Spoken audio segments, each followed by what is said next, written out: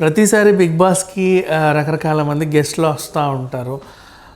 First season నుంచి ఇప్పటివరకు చూసుకున్నా సరే మధ్యలో అప్పుడప్పుడు చిరంజీవి గారిని తీసుకురావడం, అప్పుడప్పుడు నాని గారేమో వెంకటేష్ గారిని తీసుకురావడం, ఇట్లా ఉండేది. కాకపోతే మొన్న ఓటీటీకి కొన్నిసార్లు నాగార్జున గారు ఎత్తుతున్నారు చేతులు. ఇప్పుడు కూడా అదే జరిగింది, పెద్దగా ఎవరు రాలా.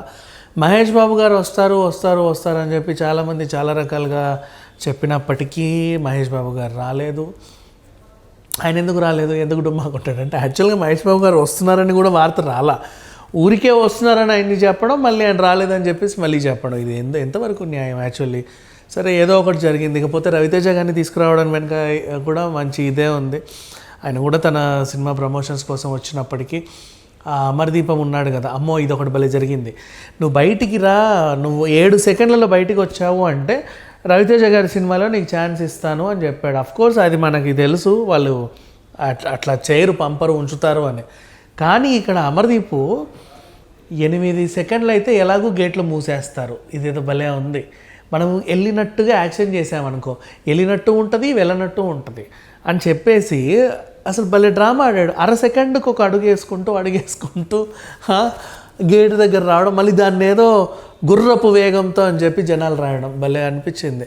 సరే, ఏదేమైనప్పటికీ మొత్తానికైతే మాత్రం అమర్దీప్ ఇక్కడ కూడా చివరికి ఇక్కడ కూడా ఫౌలే ఏంటి, చీటింగ్ ఇది ఇంకా చెప్పాలి అంటే. సో మహేష్ బాబు గారు అయితే రాలేదు, మంచి గెస్ట్లు వచ్చారు.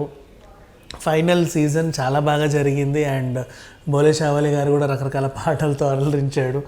పాత వాళ్ళందరినీ మళ్ళీ చూస్తుంటే అనిపించింది అసలు గౌతమ్ కూడా ఉండాల్సింది టాప్ 5 టాప్ 6లో. But I don't know how తను ఎందుకు లేడు అనేది. పనికి మళ్ళీ కంటెస్టెంట్లు అందరినీ టాప్ 2లో టాప్ 3లలో పెడతారు, బట్ వర్త్ఫుల్ కంటెస్టెంట్లను పెట్టలే ఈసారి. ఏదేమైనప్పటికీ రైతు బిడ్డ he deserves in top 1 place, చాలా కష్టపడి వచ్చాడు. అండ్ నెక్స్ట్ టాప్ 2 అమర్దీపం గురించి ఎంత తక్కువ మాట్లాడుకుంటే అంత మంచిది. అండ్ నెక్స్ట్ టాప్ 3 శివాజీ గురించి మాట్లాడుకుంటే శివాజీ గారు కూడా చాలా కష్టపడ్డాడు. అఫ్కోర్స్ చైన్ ఆఫ్ వల్ల చాలా రోజులు చాలా రకాలుగా ఇబ్బంది పడినా కూడా తన ఏంటో తను నిరూపించుకున్నాడు లాస్ట్ వరకు. అండ్ నెక్స్ట్ ఆ తర్వాత చూసుకుంటే Yawar he did a very good fantastic job అని చెప్పుకోవాలి. ఎందుకంటే ఆ అమౌంట్ తీసుకొని వెళ్ళిపోవడం నిజంగా బాగుంది. అప్పుడు ఎప్పుడో సోహెల్ వెళ్ళాడు, తర్వాత యావర్ మధ్యలో హర్యానా వెళ్ళింది. Okay, he did a very good job. And next తర్వాత చూస్తే Priyanka actually she deserves in top 2. అమర్దీప్ని ఇటు పెట్టేసి ఈవెన్ అటు పెట్టాలి. నిజంగా చెప్పాలంటే ప్రతి గేమ్ చాలా బాగా ఆడింది, ఎంత బాగా ఆడింది, మర్యాద ఇచ్చింది, అన్ని రకాలుగా ఫ్రెండ్షిప్ని కూడా బ్యాలెన్స్ చేసింది. బట్ తను ఉండాలి ఆ పొజిషన్.